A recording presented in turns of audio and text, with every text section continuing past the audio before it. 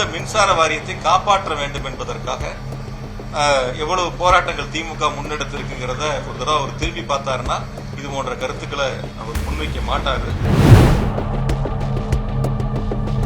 அசம்பிளியில சொன்னாரு 44,000 மின்மாற்றிகள் சிபிஐ விசாரணையில் இருக்குன்னாரு. அந்த வழக்குல இருக்கிறது 7 டெண்டர். அந்த 7 டெண்டரும் சேர்த்து 27,000 டிரான்ஸ்பார்மர். ஆனா அதுவே தவிர 44,000 டிரான்ஸ்பார்மர் வழக்கில் இருக்குன்னாரு. இந்த மின்மாற்றிகள் கொள்முதலில் தவறு நடந்தது நீங்க விசாரிக்க நீதிமன்றம் சொல்லல. அந்த ஆர்டர் அவர் எடுத்து படிக்கலாம். அவரு சட்டத்துறை அமைச்சர் தான். அந்த ஆர்டர் என்ன போட்டிருக்கு நீதிமன்றம் ஆர்டர் அதை எடுத்து முழுமையா படிச்சுட்டு அதுக்கப்புறம் அது குறித்து அவர் பதில் சொல்லணும். 2 முறை இந்த மின்மாற்றிகள் கொள்முதல சிஏஜி ஆடிட் பண்ணிருக்காங்க. அப்படி தவறுகள் இருந்திருந்தா ஆடிட்ல விட்டுருப்பாங்களா? இன்னைக்கு அந்த ஒயிட் பேப்பர் ரிலீஸ் பண்ணப்ப சொன்னாரு நிலங்கள் எடுக்கப்பட்டாச்சுன்னு சொன்னார். அவர் பேச்சுவாக்கில் அது சொன்னதை நீங்க கவனிச்சிருப்பீங்க. வேணா திரும்ப கூட போட்டு பாருங்க. இந்த 231க்கு நிலங்கள் எடுக்கப்பட்டாச்சுன்னு சொன்னார். நான் கேட்கக்கூடிய ஒரே கேள்வி இன்றைய மின்துறை அமைச்சர்கிட்ட, இந்த 40 நாட்களுக்குள் 231 துணை மின் நிலையங்கள் எங்கெங்கே தேவை என்பதை சம்பந்தப்பட்ட அதிகாரிகளை ஆய்வுக் கூட்டங்கள் நீங்கள் நடத்தி அந்த அதிகாரிகள் களத்தில் சென்று எங்கெல்லாம் நமக்கு கூடுதலாக துணை மின் நிலையங்கள் தேவை என்பதை ஆராய்ந்து பார்த்து அவர்கள் அதற்கான கருத்துரு தலைமைக்கு அனுப்பப்பட்டு அதற்கு பிறகு அதற்கான நிலங்கள் சம்பந்தப்பட்ட மாவட்ட ஆட்சியரிடம் பேசி அந்த நிலங்களை மின்வாரியத்திற்கு வகை மாற்றம் செய்து அதற்கு பிறகு அதற்கான திட்ட மதிப்பீடுகள் தயார் செய்யப்பட்டு அந்த திட்ட மதிப்பீடு தான் இந்த 15,000 கோடியா. இது இந்த 40 நாள்ல நடந்திருக்குமா? இந்த 40 நாள்ல இந்த வேலைகளை செஞ்சேன்னு அவர் ஒத்துக்க முடியுமா? ஆக ஏற்கனவே நாங்கள் 5 ஆண்டுகளில் எடுத்துக்கொள்ளப்பட்டு முடிக்கப்பட்ட துணை மின் நிலையங்கள், நடந்து கொண்டிருக்கக்கூடிய துணை மின் நிலையங்கள், நிலம் எடுக்கப்பட்டு டெண்டருக்கு தயாராக இருந்த துணை மின் நிலையங்கள், இது எல்லாம் கணக்கில் எடுத்து இப்ப 231 துணை மின் நிலையங்கள் நிலம் எடுத்தாச்சுன்னு சொல்லி இப்பொழுது அதற்கான புதிய பணிகளை போல முன்னெடுத்து கொண்டு வந்திருக்கின்றார்கள். இதை அவர் புரிஞ்சுக்கணும்.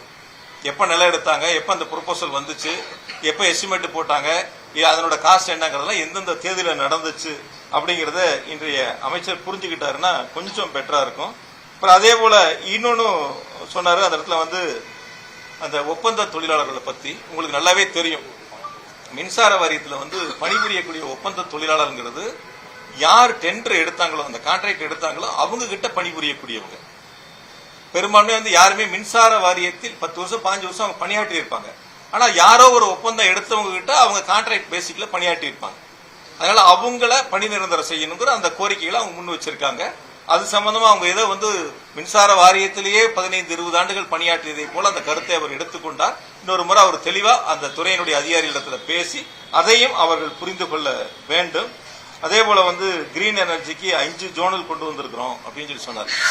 பொதுவாக ஒவ்வொரு அரசும் கூடுதலாக தேவையான புதிய மண்டலங்கள் உருவாக்குவது, புதிய வட்டங்கள் உருவாக்குவது, கோட்டங்கள் உருவாக்குவதெல்லாம் அந்தந்த கால சூழ்நிலைக்கு ஏற்ப அதனுடைய மின் இணைப்புகளுக்கு ஏற்ப தேவைகளுக்கு ஏற்ப புதிதாக உருவாக்கப்படுவது. அந்த வகையில் நாங்கள் கடந்த 5 ஆண்டுகளில் 3 புதிய மின் பகிர்மான கோட்டங்களை உருவாக்கணும். அதுல பாத்தீங்கன்னா கரூரா இருக்கட்டும், திருவண்ணாமலையா இருக்கட்டும், தஞ்சாவூரா இருக்கட்டும் 3 இடங்களை எங்களுடைய கழக தலைவர் முதலமைச்சராக இருந்து அதை திறந்து வச்சாங்க. அதே போல பாத்தீங்கன்னா ஒரு புதிய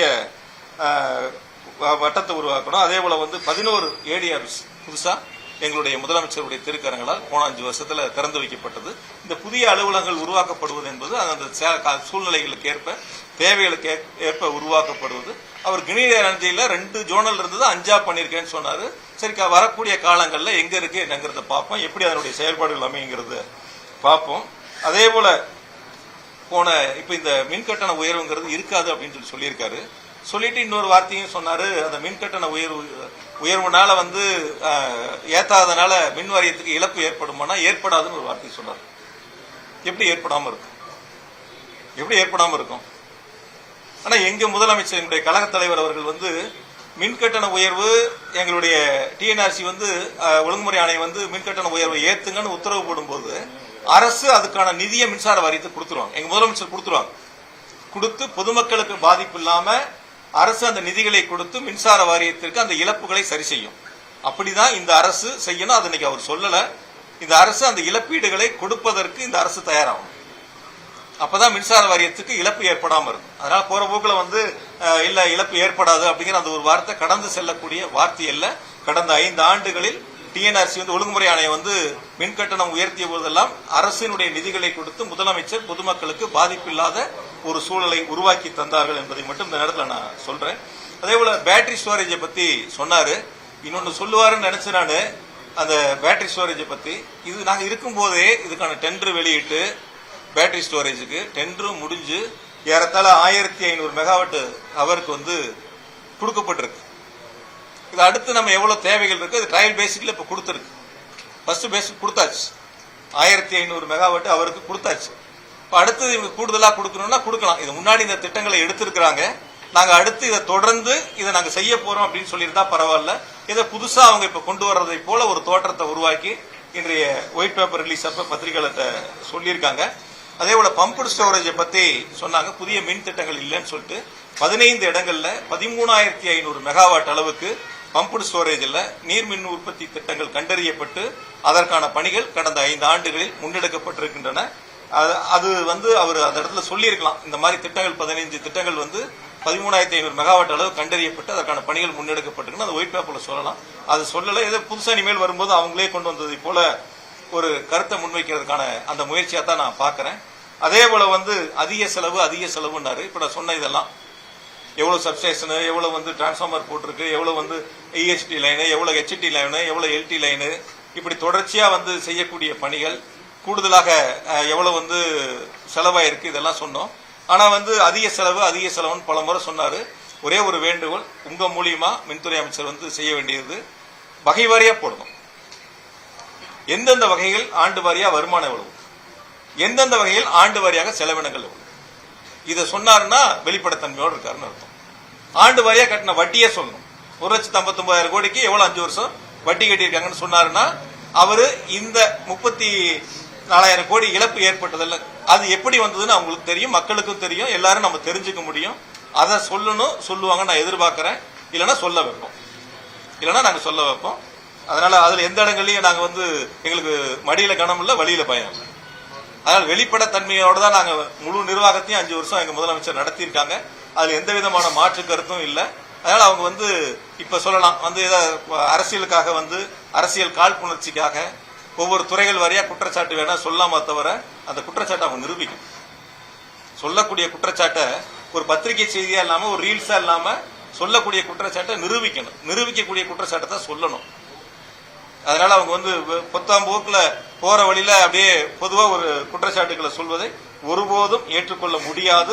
அப்படி ஒரு குற்றச்சாட்டுகளை சொன்னால் நிச்சயமாக நாங்கள் அதை எதிர்கொள்வோம். இன்னொரு கருத்தை சொன்னாரு, இந்த துறை வந்து போன 5 வருஷம் வந்து தனியாருக்கு தார வார்த்திருப்பாங்க. உங்களுக்கு எல்லாம் தெரியும், மின்சார வாரிய பணியாளர்களுக்கும் தெரியும், அதிகாரிகளுக்கும் தெரியும்.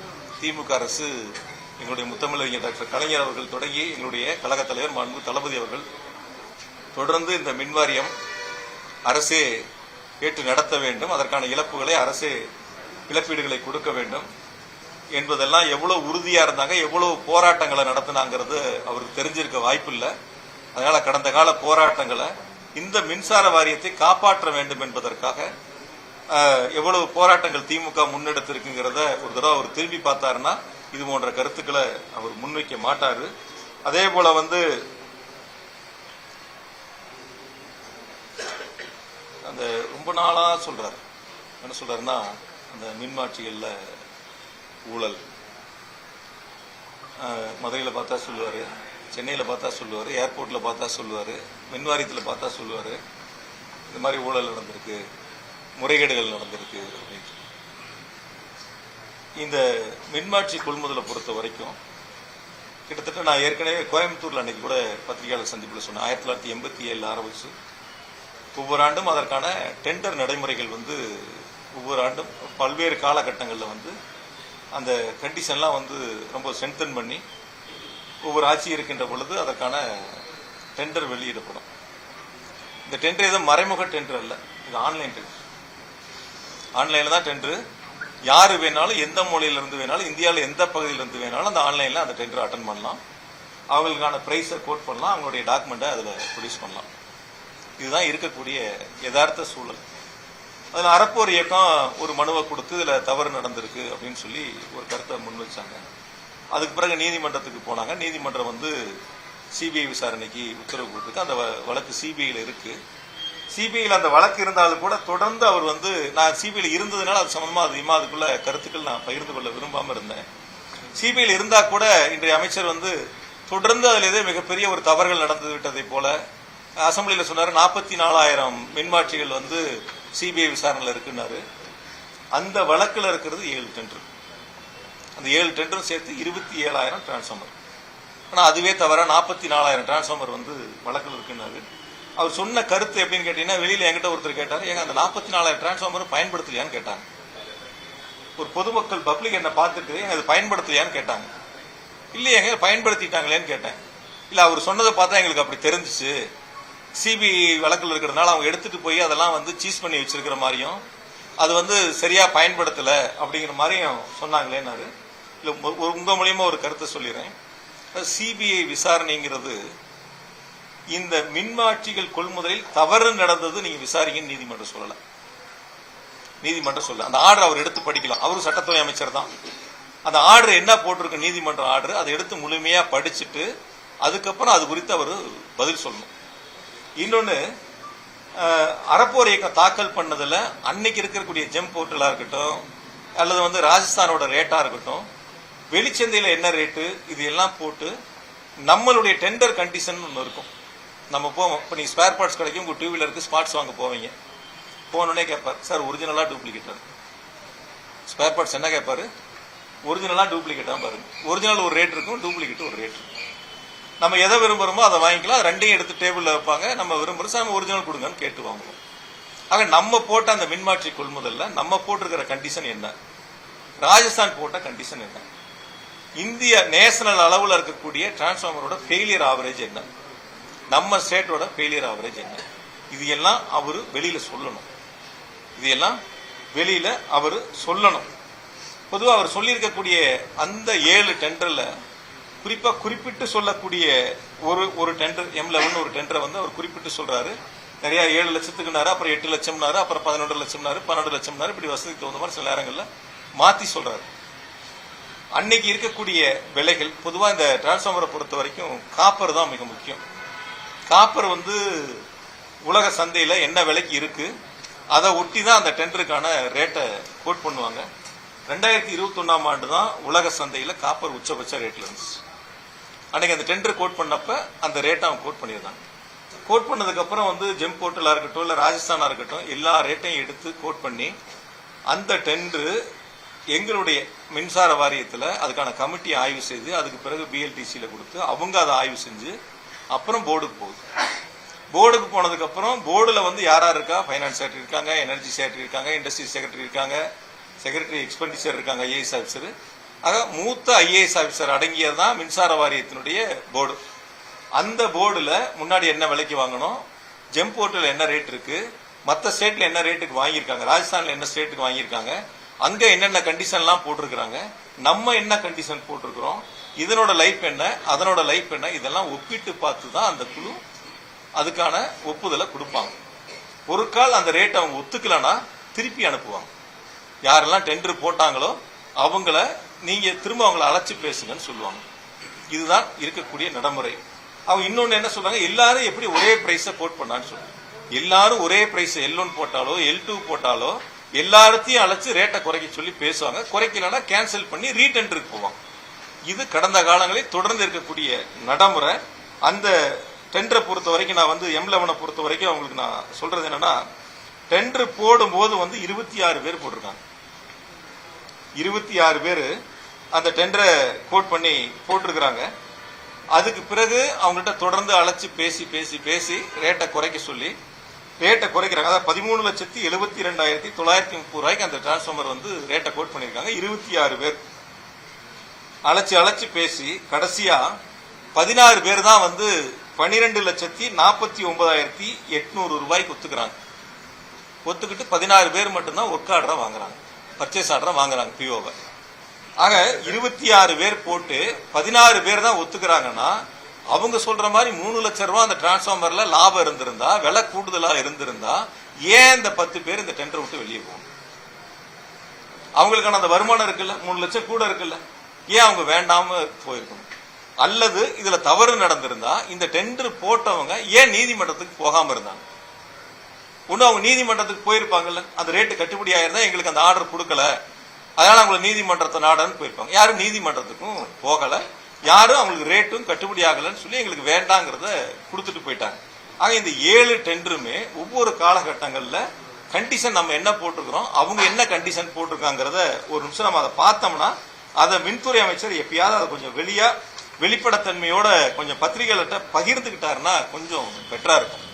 ஏன்னா அது உங்களுக்கும் தெரியணும், நாட்டு மக்களுக்கும் தெரியணும், அதுல என்ன நடந்திருக்கு, எப்படி நடந்திருக்கு, என்ன அப்படிங்கறதுல அந்த நம்ம 11 லட்சத்தி நம்ம கொடுத்த அந்த ரேட்டை பொறுத்த வரைக்கும் நம்ம கொடுத்திருக்கக்கூடிய அந்த ரேட்டு 11,68,000 அன்னைக்கு இருக்கக்கூடிய ஜெம் போர்ட்டலா இருக்கட்டும், ராஜஸ்தானா இருக்கட்டும், அதை ஒட்டி தான் வந்திருக்கு. ஏன்னா இது சிஏஜி இருக்கு, இதுல ஒவ்வொன்றும் ஆடிட் செய்யறாங்க. 2 முறை இந்த மின்மாற்றிகள் கொள்முதல சிஏஜி ஆடிட் பண்ணிருக்காங்க. அப்படி தவறுகள் இருந்திருந்தா ஆடிட்ல விட்டிருப்பாங்களா, இல்ல அதுல மார்க் பண்ணாம இருந்திருப்பாங்களா, எப்படி அவங்க விட்டிருப்பாங்க? அதனால அது கொஞ்சம் அவர் அது சொன்னா நல்லா இருக்கும். மின்துறை அமைச்சர் அது சம்பந்தமா சொன்னாருன்னா நல்லா இருக்கும்.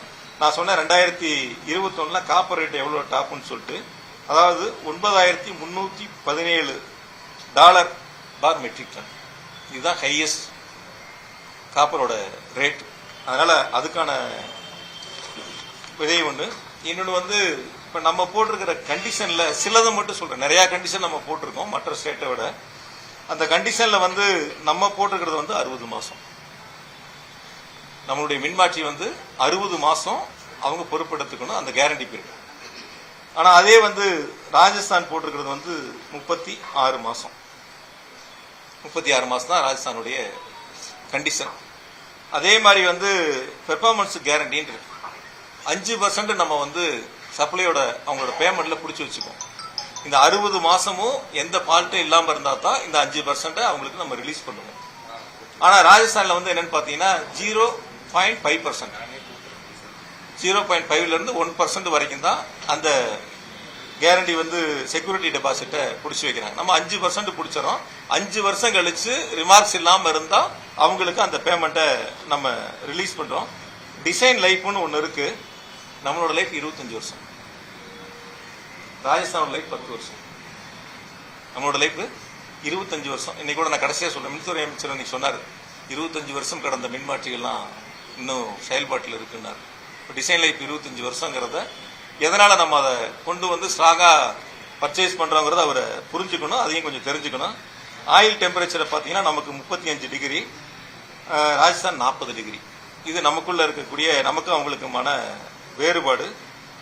அதே போல ஆயில் இருக்கு. ஆயில் குவான்டிட்டி நமக்கு 670 லிட்டரு, ராஜஸ்தான் 426 லிட்டரு. அதே போல வெயிட்ட பாத்தீங்கன்னா நமக்கு 2550 கிலோகிராம், ராஜஸ்தான் 1930 கிலோகிராம். மிக முக்கியமானது அந்த டிரான்ஸ்பார்மரோட ஃபெயிலியரை பத்தி சொன்னேன். நம்மளுடைய தமிழ்நாட்டினுடைய மின்சார வாரியத்தினுடைய மின்மாற்றிகளுடைய அந்த ஃபெயிலியர் பர்சன்டேஜ்ங்கிறது 2.2% மட்டும்தான் நம்மளுடைய அந்த ஃபெயிலியர் ஆவரேஜ்.